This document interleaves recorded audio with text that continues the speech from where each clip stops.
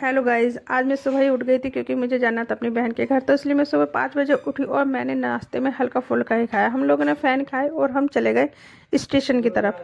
Station पर गए तो वहाँ हमें पता चला कि गाड़ी लेट पे लेट हो रही है। तो हमने थोड़ा इंतज़ार किया और फिर हमारी गाड़ी आ गई और हम उसमें बैठ कर चले गए। फाइनली हम अपनी बहन के घर पहुँच चुके। मैं अपनी बहन के घर पहुँची तो मेरे बहनोई साहब और उनका बेटा गेट पर ही खड़े थे, जो कि बहुत छोटा है अभी।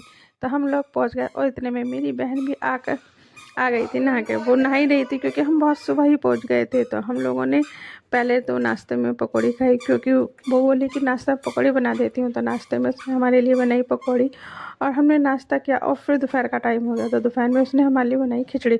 और खिचड़ी खा करके मैं बोली, क्योंकि मैं सुबह ही उठी थी तो मुझे थोड़ी ना नींद भी आ रही थी, लेकिन मैं बोली पहले मैं अपनी बड़ी बहन के घर हो आती हूँ। तो मेरी बड़ी बहन भी वहीं है तो हम लोग उनके घर गए और मैं अपनी बड़ी बहन के घर गई। और मुझे नींद इतनी आ रही थी, लेकिन मेरी छोटी बहन बोली पहले पिज़्ज़ा खा लो फिर जाकर सो जाना।